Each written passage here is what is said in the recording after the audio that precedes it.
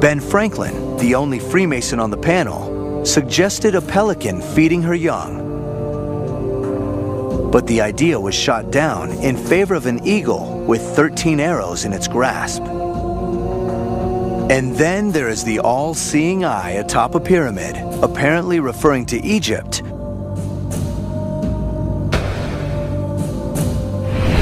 whose images are duplicated throughout the U.S. Capitol. These icons on the dollar are accompanied by 3 Latin words, Novus Ordo Seclorum, a reference, so it's claimed, to a new world order run by anyone from either President Bush to Lucifer himself. Finally, this little trick. M-A-S-O-N.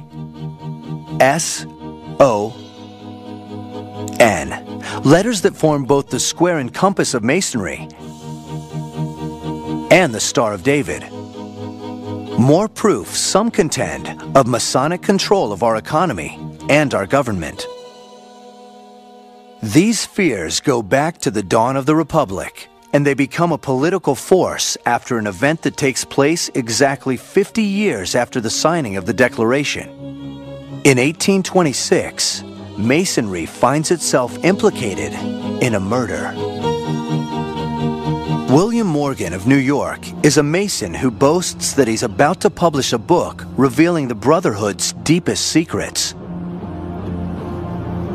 He's also a notorious troublemaker, now in jail for petty theft. After his arrest, 3 strangers pay his bail, but they cart him away, and he's never seen again. His abductors were Masons. He was forced into a carriage and driven off, shouting, "Murder, murder." We don't know what happened after that. His body was never found. 6 men were tried, though none for murder, and their light sentences drew outrage when people found out that the prosecutor and many jurors were Masons. But whatever happened to Morgan, the following cover-up led the people to think that here is a secret government within our government. And so from this unauthorized event, a wave of anti-Masonry swept the country. As the hysteria multiplied, New York's 227 Masonic lodges dwindled to 41. There was a suspicion of the Masons' secret rituals and the politicians who took part in them. And you had newspapers established that were anti-Masonic newspapers, and their purpose was to expose the evil tentacles that Freemasonry had spread out into society. An anti-Masonic political party is founded, and a charismatic leader named William Wirt, a former U.S. Attorney General, makes a dark horse run for the White House against Freemason Andrew Jackson. Wirt campaigns as an anti-Mason, but he finishes a distant third to Jackson and another Freemason, Henry Clay. Wirt dies in 1834, and the anti-Masonic frenzy subsides. American Masonry recovers from the Morgan episode. Throughout the 19th and early 20th centuries, it expands, reaching a peak after the Second World War. It also flourishes in Britain and Western Europe. But the eerie rituals and symbols continue to make Masonry a target for dictators and demagogues, popes and prelates, men jealous of their power and suspicious of their secrets. In America, Freemasonry no longer excites much interest. But some still insist that there is a network of godless conspirators bound to a death pledge who infiltrate the institutions that run the world. They're basically running a racket, right? They're racketeers, essentially. They're cutting corners. They're favoring each other. They basically think they made the country, it's theirs, and they're above government. They've basically appointed themselves. And People have to decide for themselves if they want that to continue. Beneath the conspiracies, behind the symbolism and secrecy, we reveal at last the truth of the Freemasons.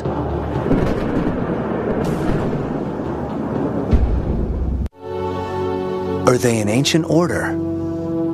Or a shadow government? A harmless social club? Or a satanic cult? What is the reality behind the Masonic conspiracy theories? It turns out there is less here than meets the all-seeing eye. If it were a secret society, many of us would not know about it. I mean, good heavens, we're in the Yellow Pages. We put bumper stickers on our car. Despite legends that suggest an ancient past, the Freemasons are a modern phenomenon. What began as stonecutter guilds in the Middle Ages evolved into progressive social clubs by the 18th century, and they employed the tools of the construction trade as metaphors for building a better society based on equality and moral conduct. Their knowledge of geometry and engineering makes them leading thinkers at a time of free thought and political change.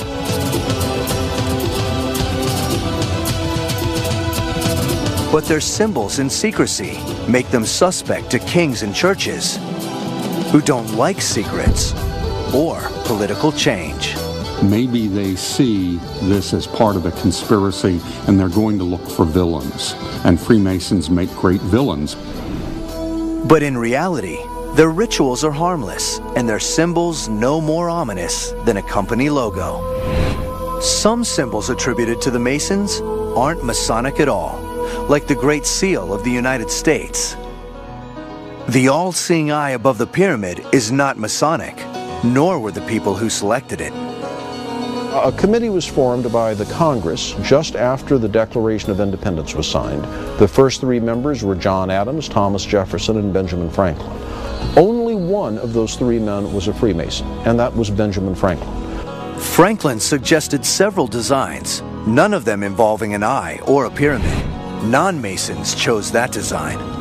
The pyramid is unfinished because it signifies a solid foundation for a country that's always a work in progress, under the eye of Providence. It doesn't refer to Egypt because Masons didn't build the pyramids. That's a myth. If the Great Seal were a symbol of America's founding Freemasons, it would have appeared on the dollar long before it did. In 1935, under President Franklin Roosevelt. Henry Wallace, Roosevelt's vice president, thought that the Great Seal was a Masonic emblem. And he suggested to Roosevelt, who both of them were Freemasons, that it would be nice to put this on the back of the dollar bill. The words Novus Ordo Seclorum do not mean New World Order, but rather a new order of the ages, referring to the first modern democracy. And as for the parlor trick of finding the word Mason on the Great Seal, that's all it is, a trick. Likewise for the satanic pentagram supposedly formed by the streets of Washington.